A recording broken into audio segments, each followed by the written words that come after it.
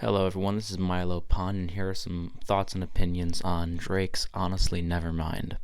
Now, I shouldn't have to explain who Drake is. He's obviously a powerhouse in rap music, came on during the late 2000s, really made a name for himself with Take Care, has become a powerhouse of music since then. I've liked a lot of Drake's projects in the past. I think Take Care is great. I like a lot of Nothing Was the Same. I think that if you're reading This Is Too Late, it's one of the best mixtapes of the past decade. But I do think since then he's lost his way. Honestly, you'll hear this from a lot of different people. A lot of people will say that since that album, he hasn't made anything even close to that. And while I do agree with that, I think that he's definitely had a few diamond in the roughs here and there. I thought a little bit of More Life was actually pretty good. I actually enjoyed Dark Lane demo tapes, which came out about 2 years ago. I thought that was one of his most creative endeavors in a while, and that didn't sound too different to a lot of stuff he was already making at that time. So, safe to say, I'm not super low on Drake. I do think that he has a few hits under his belt since then. However, I will admit, the misses have outweighed the hits by quite a decent margin. So, when I heard that he was releasing this new album, surprise drop, I was intrigued because I was not a fan of Certified Lover Boy. It was a lot of filler, a lot of stuff that I didn't really click with. I listened to it like 3 times, didn't connect to virtually any of it. So, when I heard he was surprise dropping this one, I got really excited because I wanted to know what made him so eager to want to drop something so soon after Certified Lover Boy. Because that album hasn't really settled yet. That album hasn't really marinated with people enough to actually garner this kind of drop. I've listened to the album about 3 times now, and for the record, I think it's better than Certified Lover Boy with what it offers. Even though I do think, sonic-wise, I'm not going to go back to like either of them that often. Falling Back didn't really leave me with high hopes for the album, just because it's kind of Drake doing what Drake always does. He's crooning on this nice beat in this very, very Drake flow. Even though I do think his falsetto during a few parts of this track are actually very, very, smooth and very, very soothing sounding. Texco Green did make me feel better, though. I do think that was one of the songs that definitely gave me a bit more ambition for what this album could be. I realized very, very early on that this album was going to be different because we've gotten 2 tracks already of just Drake singing, so I knew this would be a different thing. A lot of people are saying that this album was inspired by like house music, but honestly, I kind of get more like UK garage vibes. Not so much like Artful Dodger, but I think more so just a lot of the new stuff coming out from the scene right now. Granted, I think you can kind of see the similarities for both. If you put them on a Venn diagram, the center would be a little bit more, full than you'd expect. My Name was great. Like, it was good for like the first 30 seconds, and then I just couldn't get into it because it's just Drake doing what he does. Not best, but just what he does when it comes to the whole, singing about sex in a really, really awkward way where it kind of makes it sound like he's never had sex before. Same thing goes with Sticky. Massive sounds like a Calvin Harris song from the early 2010s. In, like, not a good way.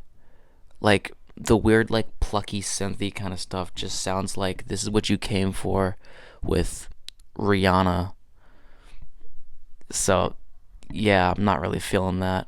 Honestly, Overdrive, Flights Booked, and A Keeper are all good songs, but I have nothing to say about any of them, just because they all kind of fit the same kind of niche criteria that I kind of like in a lot of these songs. But like I said, there's really nothing I can say about any of them. They all do the same thing for me. Downhill is one of those songs that makes me so mad because I think it's where Drake shines the most on this album. I think his vocals on that song are genuinely amazing. Like some of the prettiest Drake vocals I've heard in years. But it bothers me so much how weak this beat is. I know, I get it. This whole album is very subdued. This whole album is very, very, minimalistic. But man, this beat needed something more than that very weak, like kind of, chugging along section. It needed more than that. Tie That Binds is cool. I will admit, it's a cool way of sort of sending off the album. I think the guitar part is really, really cool, and I don't know why I thought this, but for some reason I could just see like this being a really cool Gorillaz song. Like I feel like Damon Albarn as 2D could easily do some really cool stuff with the kind of instrumental, but I don't know. That's just what my brain picked up on. And Liability is cool. It's a cool way of closing out the album, in my opinion. I also saw someone say that Drake just officially made slowed and reverb uncool. Where, granted, it's always kind of been uncool, but I think that seeing it here is actually kind of interesting. Oh, yeah, I completely forgot that Jimmy Cooks was a thing. I'm gonna be honest. 21 Savage phoned it in. So did Drake. This song doesn't need to be on here. This could have just been on like any project that 21 was on, and I would have still thought the same thing about it. This song is a nothing burger to me. It does nothing. And I haven't seen people mention this before, but honestly, if this album was Certified Lover Boy, I think I would like Certified Lover Boy a lot more. Because when I think about Certified Lover Boy, I want it to be cheesy. I want it to be this very romantic, larger than life kind of thing that Drake is doing. But the fact that Certified Lover Boy was this like mixed bag of just Drake stuff, and then Drake collaborating with big artists and just talking about the industry, that didn't scream Certified Lover Boy to me. This album is more like Certified Lover Boy in a lot of its themes and a lot of its tones. So I don't know where his head was at, but that's just what I thought. And while I do think this album is better than Certified Lover Boy, I don't think I'm going to go back to either of them, really. Neither of these are albums that have a lot of replay value, although I do think a lot of the instrumental themes and a lot of the risks taken on this one are a bit more creative than on Certified Lover Boy, even though they don't always stick the landing. And yeah, those are just a few thoughts that I have on this album. I don't do number scoring because I think it's stupid, but I will admit, I'm excited to see what Drake does next.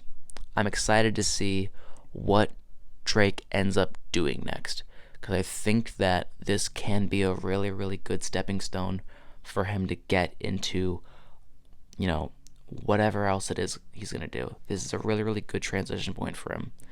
And if he does it, awesome.